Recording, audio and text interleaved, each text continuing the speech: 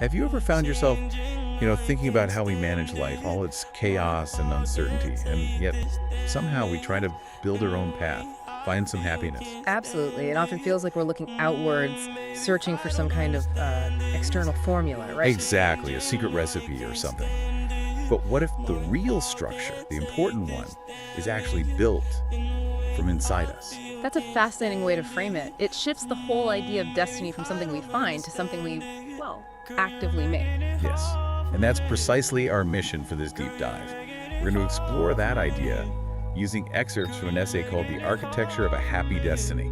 It's by Pablo Mera. Ah, Mera's work. It offers a really unique take on building a future, doesn't it? It really does. He talks about constructing a stable, pleasant future, not as some guaranteed thing, but as an act of will, like building something brick by brick. And he starts right off by defining what he means by a happy destiny. He's quite clear it's not found in rigid dogma or exact formulae. No formulas. So what is it then? For him, it seems to be in the good, the miraculous, the unexpected that plants itself amidst the chaos with the face of possibility. Amidst the chaos. I like that. He's not ignoring the messiness. Not at all. He's looking within the mess for possibility. And he uses this really powerful metaphor to explain it. Right, the architecture metaphor. Let's get into that. He says, much like one's country or religion are personal constructs, shared amongst those who also choose to believe, so too is a happy destiny in intimate architecture. Intimate architecture. Built how? Built brick by brick, he says, with desire, with sorrow, with faith. Okay, wait. Desire and faith, I get. But sorrow, as a building material, that's unexpected. It really is, isn't it? It goes against that whole just be positive idea. He's saying you build with the hard parts too. It makes the structure strong, maybe resilient. Resilient, not fragile. That makes a lot of sense. And he doesn't just keep it abstract, he grounds it in his own life. Yeah, he introduces himself very personally. My name's Pablo Mera, and some friends call me Trompo. Trompo, like a spinning top. Interesting nickname. Could be. And then he lists these facts, things about him that just are. I follow Metallica and Oasis. I am a rugby player. My blood is A+A, and I stutter. And none of the above will ever change. Just fixed points. But then he pivots, right?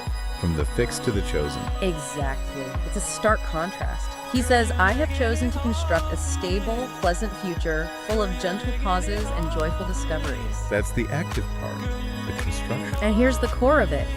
Not because the world has promised it to me, but because I have desired it enough to make it so. Wow. That's pure self-determination.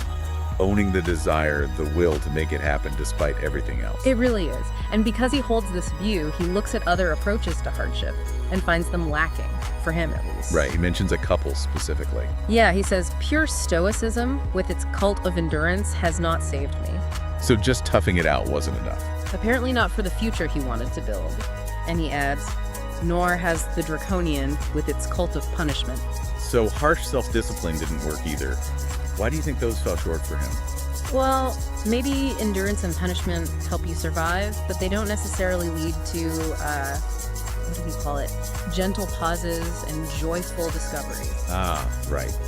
He's aiming for something more than just getting through it.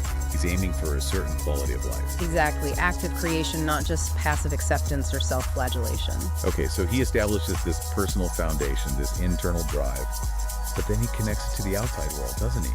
He brings in an economic reality. He does. He mentions the economist Joseph Stiglitz and his observation that basically the financial level of the 99% does not change.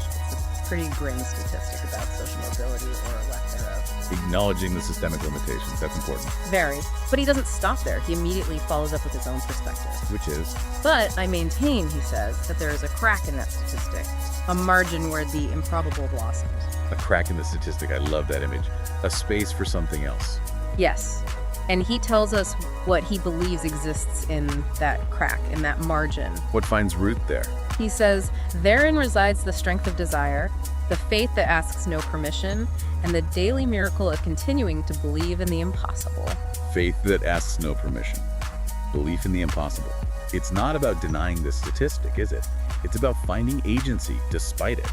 Precisely. It's finding that personal space, that margin where your own desire and belief can still somehow make things bloom, even if the overall system seems stacked against you. It makes you wonder where else those cracks might be, in other systems, other statistics. Definitely. And he brings it all home with this incredibly powerful final thought. It sort of encapsulates his whole philosophy. What's the final takeaway? He concludes, "For though the system was not designed for me, I in fact was designed for hope."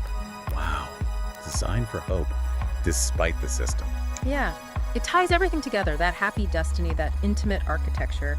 It's built from your desire, your faith, even your sorrow, because you carry hope within you, regardless of the external design.